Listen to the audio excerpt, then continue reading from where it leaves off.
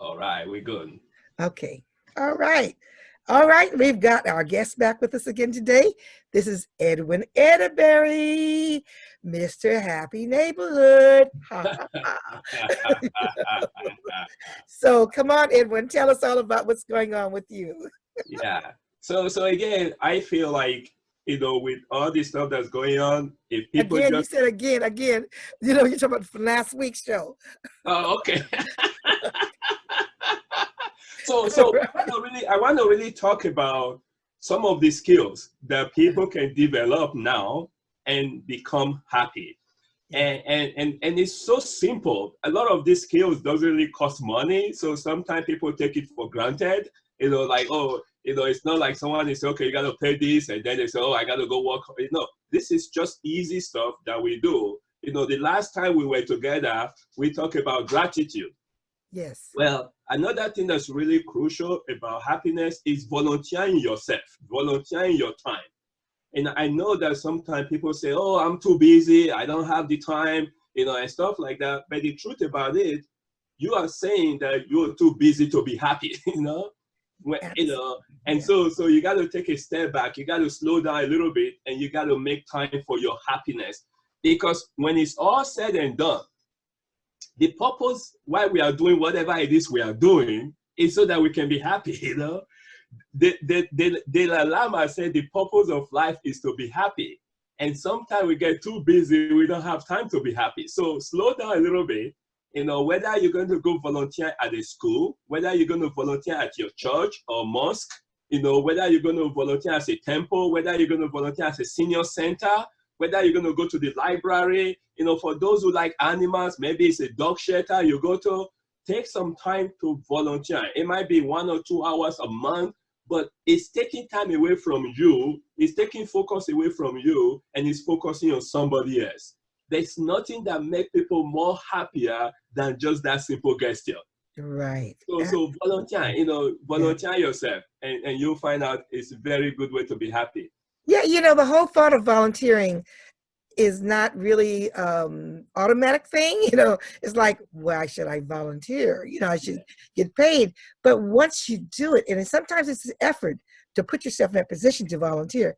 But once you step out there and start doing it, it's like fresh water. It's like a Absolutely. big drink of fresh water. Yeah. It rejuvenates you. It lifts you up. It gives you energy and joy, you Yeah. know? Yes. And then the other thing is I did a 10 ways to be happy card. Mm-hmm. And for those who haven't had a chance to get that, again, if you go to happyneighborhoodproject.com, you'll be able to just get it for free. Our goal is passing those out. And I go through the 10 ways, and these are things that people told me when I was going out interviewing people about happiness. I end up interviewing over 1,000 people on the subject of happiness. So we got data to back up a lot of the things we are talking about. And so that we talk about making a decision to be happy. So whatever is going on in your life, if you make a decision you're going to be happy, guess what? Happiness is going to come your way. Yes, No ifs, yes. ands, or buts about it. Yes. People that are happy, it's not because things are not happening in their life. It's just that they make up their mind they're going to be happy no matter what is happening in their life. And then in the process, they develop what I call the happiness muscles, okay? Where you develop the happiness muscles, you can exercise it and it gets stronger. So we make a decision to be happy. One of the other things, and we kind of talked about this the last time I was in your show, and we talk about smiling. I tell people you need to learn to laugh at yourself. Don't take yourself too seriously, okay? Take your work seriously, but don't take yourself too seriously. Exactly. Because if something happened to you, your work is going to continue. Somebody else is going to take over, and it's going to continue. That's it. So learn to smile and laugh at yourself, and then donate something. People say, "Oh, I'm not rich. I'm not philanthropist." No, you don't have to be rich or philanthropist to be useful. You can donate a dime, you can donate a quarter, you can donate $1. And it adds up for the people receiving it, over time. And then here is two things that I really like a lot. Number one is get in the habit of listing all the things you are thankful for. Okay, just get a list. Just keep writing all the things. you know, you're thankful for. You have a parents, you have a brother, you have a sister, you have a husband, you have a wife, you have a job, you have a home, you have a clothes on your back. Just keep writing all those lists down. And what the brain does is start getting used to it, and it start reaching out to the universe to bring more stuff for you to include on that list. Okay, it's so powerful, all right? You know, and on the other hand, if people don't do that kind of list, they start to have limiting minds. You know, it's like all the bad things are happening to them. I believe that whatever we focus on is going to grow. And if you focus on happiness, happiness is going to grow in your life. Absolutely, absolutely. You are what you say you are. You know, you create your own reality. Yeah. You know, and a lot of us don't. We lose control over that by allowing other things and other people to create our reality. Absolutely. You know, circumstances. Yes. And we need to shove all that aside because we're the ones in the control. Yes. And so we need to take advantage of that control of our own lives, yes. our own minds, yes. and not let others control that. You know, I one of my favorite phrases is live your life, don't let anybody else live it for you. No, You know, and they will not live it, they will not live it the way you want. Absolutely, before you know it, it's gone. Yeah. So you need to take control over your own happiness, your mindset. Right. Yeah. So one other thing that people can do is, and this is the opposite of what we just talked about, is they need to write down all the things that makes them unhappy. Okay, because we are human beings. We live in a world where it's two sides. You know, you can be happy, you can be unhappy, and that's okay. That's being human being. So list out all the things that make you unhappy. And then what that does, it allows you to put it in proper perspective. You know, you don't exaggerate it, you don't underestimate it. You can kind of deal with it one by one, and then you can start to seek help in the area where you cannot deal with it because you know what the problem is now. And then in a seek help, there are a lot of good people out there like yourself, you know, there's a lot of great organizations that's there to help people go through stuff. This is not the time to be macho. This is not the time to have ego. If your ego is so big, you're going to go the way of this dinosaur, okay? You don't want that, okay? So seek help if you need help, especially the times that we are right now, folks. Don't get overwhelmed. Don't get egotistical. Seek help because there are people out there that may know one or two things that can help you, you know, and that will help the whole situation. And then last thing I will say, and unless we have more time, is sleep. Okay, folks, sleep. I cannot overemphasize it. You got to have at least 7 to 9 hours of sleep every day. The average is 8 hours. If you're a business owner and you're working yourself to the bone, guess what? You're going to be dead and you're going to be gone. And your business will die with you or your business will move to somebody else. There's no need for you to be working 16, 17-hour day and not have time to sleep. If you sleep, you're going to be happy because a brain that is well rested, a brain that got enough sleep is a happy brain. And a happy brain is a productive brain, it's a creative brain, it's a resilient brain, and you can do a whole lot more when your brain is happy. So give that brain some sleep time. Well, you know, a lot of people don't realize that if they don't sleep and get into deep REM sleep, there's a protein in your brain that accumulates there. And the only time that your brain can expel that is when you're asleep. Gotcha. And if you don't sleep, that protein does not get expelled. It's a process that the brain does. And that's what they believe is what's causing Alzheimer's. Wow. Yes. So, and the only time that can be expelled from your system is when you sleep. So sleeping makes a healthy brain. We want to be functioning. Yes. Yes. We're going to take a little break in a few more minutes, but we got to go a few more minutes to talk about this. Okay. It's really important to take control and keep control of our happiness, our joy. Yes. We have to work on that. We all have to work on that. Every day. It's one day at a time. One day at a time. And it's not too difficult. Just do one thing every day. You're going to be happy. And you can always reach out to us at happyneighborhoodproject.com. That is happyneighborhoodproject.com. And you can email me at Edwin at HNPABC. That's H for happy, N for Nancy, P for Paul, ABC.com. Absolutely. Okay, we're going to take a little break, a little soon, but we'll take this break now so we can hold on to a little bit more time on the other side. All right? Okay. Okay, now we're back, and this is Edwin.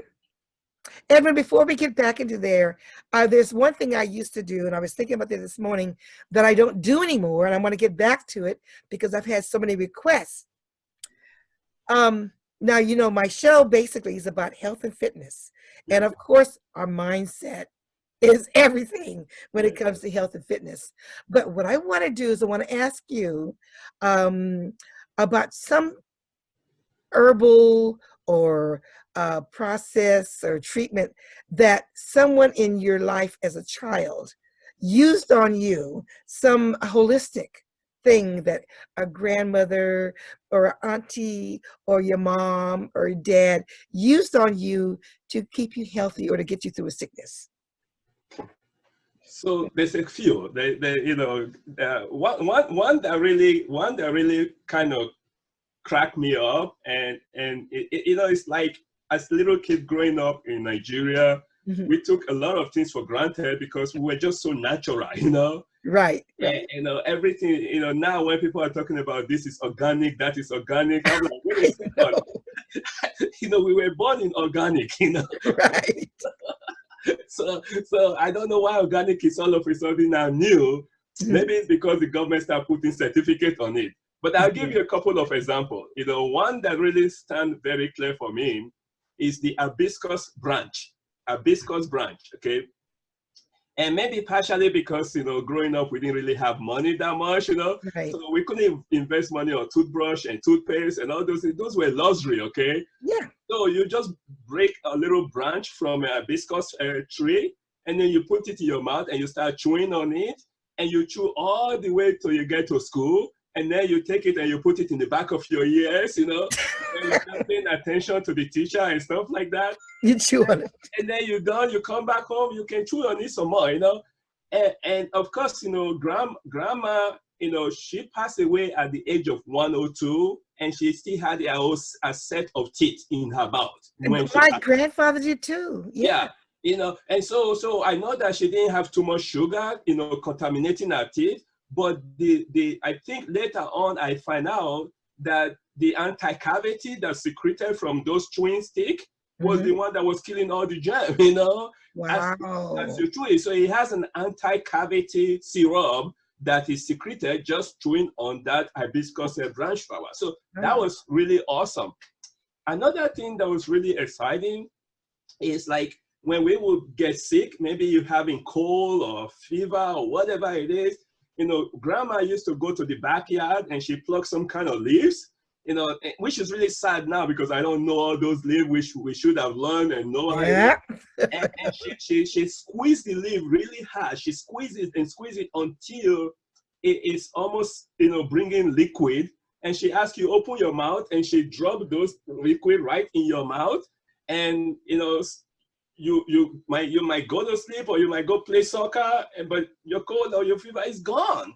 You know, I mean, wow. you know, so there were some very powerful natural remedy. It was just something. She go to the back of the house and she pluck it. So, okay, this is what you need right now. And she bring it in and she squeeze it and boom, you're gone. You know, so yeah. I mean, and we didn't need no FDA to approve it either, you know. Yeah, well, that's the reason that everybody's talking about holistic this, holistic that, is because in America, they have gotten so far away from natural things. You know, I had a Merck index, which is the index that the doctors use to, you know, talk about the different medications in it. But the Merck index I had, and I'm sorry I gave it to somebody that someone asked me for it. But the Merck index that I had many, many years ago, it had how to set a broken leg, how to set broken bones. It had all these natural remedies. And it's what the doctors used back in the old days, back in the 1700s, or Right. and it was a Merck index. Anyway, whatever it was way back there. Now, when you go to a Merck index, everything is chemicals. Right. They're different medications Yeah. that are all chemicals. Yeah. And and I've been searching for years to find another Merck index like the one I got to get away. But it's their herbal recipes. And I think that is like what is really sad now when I go to visit back home and I see all these quote wealthy parents. They prevent their kids from eating what is called the native food, and they want to take them to the McDonald's and they want to take them to the Burger King. And I'm like, golly, why are you poisoning your kid? That's not fair. Nobody, your parents did not poison you. Why are you poisoning your kid just because you have money? And I knew a lady, Edwin. I knew a lady from Cameroon in Berkeley, and she had diabetes, and she had a food business. Food from Cameroon. Yes. Food, anyway, she was dying, and she wanted to go home. So she turned her food business over to her son. She had a truck, and she turned it to one of her sons, and then she sold the actual business, the brick and mortar business. Yes. She and her husband sold off everything. They couldn't sell their house, so they put it up for rent, and they moved back to Cameroon. About 7 or 8 months later, she pops up back in Berkeley. And I said, well, I didn't even recognize her. Oh, okay. She went home to die. Yeah. And started eating the food there. Her diabetes was gone. Yeah. Her energy was back. She looked like she was her daughter. She was like 20 years younger in appearance and in energy. She came back and she started pulling her businesses back together. I didn't even recognize her. Wow. She was sitting there smiling at me, and I didn't speak to her. I said, she kept looking. So I said, hello. I kept on going. And she looked at me funny because I didn't talk to her. Yeah. She was a complete going back to natural foods. Yeah. Natural foods. Yeah. And walking. Yeah. And walking long distances instead of jumping out into a car and riding from here to there. Wow. We got to get back to nature and the joy, our happiness. Absolutely. Absolutely. All right. Okay. So I said, well, I think we got plenty more time. So let's talk a little bit more about Happy Neighborhood. So this is the 10 ways to be happy card. Okay, I can't see that. Can you pull it back a little bit? It's not closer or way back? Like that or back? Nah, go forward. Well, it's not in focus. It's not in focus. I'll tell you what, I'll make sure I'll send you a copy. I'll email you a copy, but I just want to show it because, these 10 ways were kind of summary of me, again, just going out interviewing people. Right. So there's 3 things here. Of course, one is learn to manage your time and your money, because those 2 things can create a lot of stress for people. And we know that it's very hard to be happy when you are stressful, okay? Very hard. We also talk about being active and make healthy choices. That's where you specialize in. That's what the whole of your show is all about. Right. So I won't go too much into that. And then the number 10 is say, create your goals and your dream list. Sometimes people misunderstand that if you are happy, you're not supposed to have big goals and all this kind of stuff. No. One of the things that I learned, again, just talking to a lot of people about happiness, is that you should not allow the goal or the dream to be a contingency on your happiness. It should not be like, oh, if I reach that goal, I will be happy. It should not be if I get that significant other person, then I will be happy. Or if I buy that car, if I buy that home, I will be happy. No, you should not put contingency on your happiness. You should operate from the position that you have everything already for you to be happy. You already have it. You don't need a single thing more to be happy. Now, does that mean you cannot have a goal? No. It just means that you can rise to a different level. You can. So don't put contingency on your happiness and then go for it. Because when you really go for life, but you're going from a position where you're already happy, you tend to accomplish more in the process. So just be thankful for what you already have, You have everything that you need to be happy. You don't need a single thing more. But now shoot out and go impact the world. Go use yourself. Go set big goals. Go accomplish big stuff. And make sure that that thing is not, you're not just doing it just to keep statistics. You're not just doing it just to keep record. You're doing it because you want to have impact, because your life matters, you know? And so your life have impact on other people's life. And guess what? Their life have impact on other people's life. And together we can have impact on the world. Absolutely. Edwin, will you take us through the exercise of breathing, the happy laughter, the laughter. So we. What do you call it? What is it called? Ho ho ha ha ha. Ho ho ha ha ha. Now, what is this for? Wait. What is this for? I just call it happy exercise, you know. And this is messing with your brain, right? Yeah. Okay. It's just, you know, because it's a happy exercise, you know. And there's one that I do, like almost like a duck, you know, like no, a penguin. When a penguin is moving, and you can move like a penguin. Okay. Yes. So we have to do that today, but we can all do this part. You just bring your hands together. Yes. And put it in front of your face. Yes. And go ho ho Ho ho ha ha ha. ha ha.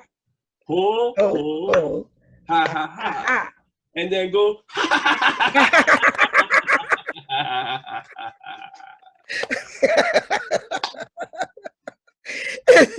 That really is so lifting.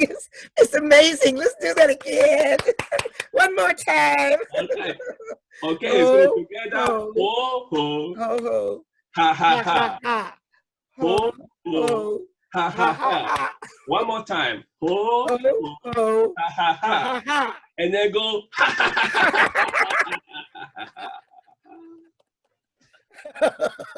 you know, here is something.